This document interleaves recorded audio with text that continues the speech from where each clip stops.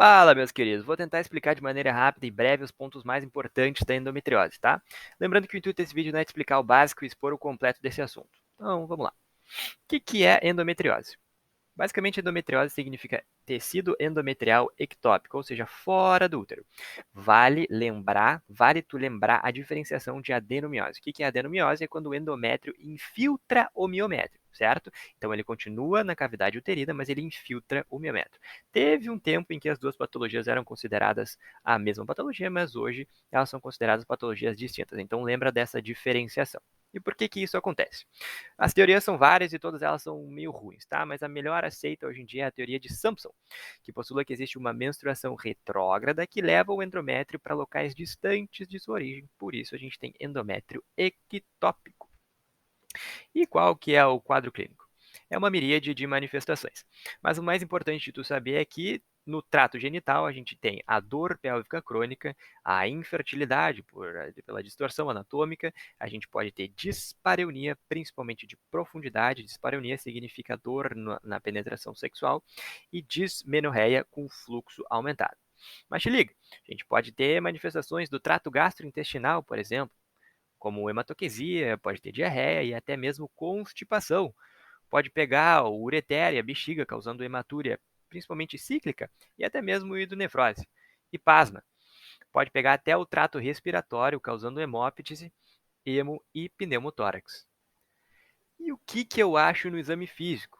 O exame físico, lembrando, como na maioria das coisas, pode ser completamente normal, mas algumas outras coisas podem nos levar a pensar então na endometriose, como por exemplo o útero retrovertido, fixo, a palpação de nodulação, estruturas friáveis e dolorosas à palpação também podem ser vistas no exame físico. E quem que vai ter então a endometriose? Basicamente as mulheres na menarca. Por quê? Porque a gente tem uma exposição ao estrogênio. Vale lembrar que é uma patologia que depende do estrogênio, ou seja, quanto mais estrogênio, maior a proliferação do tecido endometrial. Então, qualquer coisa que aumente essa exposição é fator de risco. Por exemplo, uma menarca precoce, uma menopausa tardia ou até mesmo ciclos menstruais curtos. E não te esquece que a obstrução do fluxo menstrual também é fator de risco. Por exemplo, numa estenose cervical, que contribui com a teoria do Sampson. E qual que é a classificação da endometriose? Ela é basicamente dividida em três classes. A profunda, quando está pelo menos se estendendo pelo menos 5 milímetros dentro do peritônio.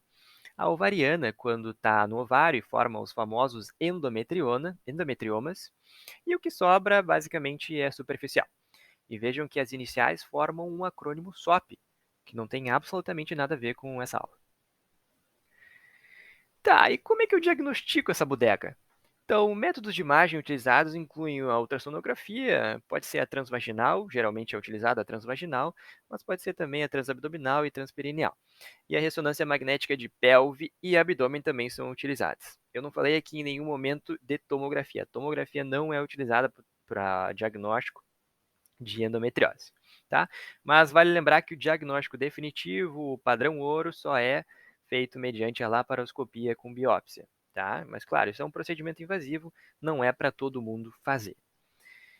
E qual que é o tratamento? O tratamento clínico, tu usa basicamente hormônio. O hormônio vai visar a estabilização e a atrofia do endométrio e tenta também suprimir a função ovariana.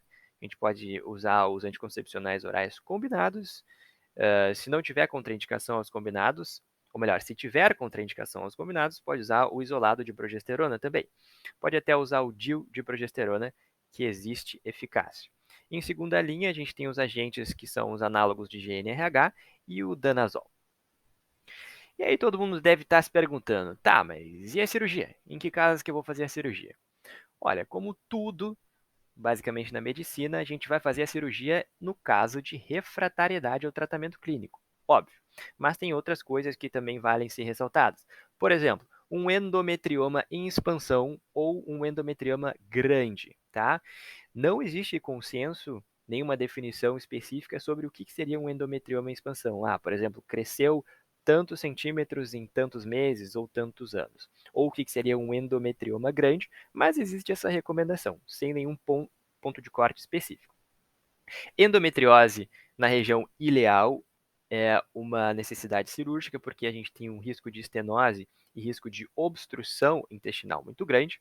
A endometriose de apêndice secal também é uma indicação cirúrgica, porque a gente pode ter confusão com o diagnóstico ali de tumor carcinoide, a gente não vai querer deixar passar isso aí.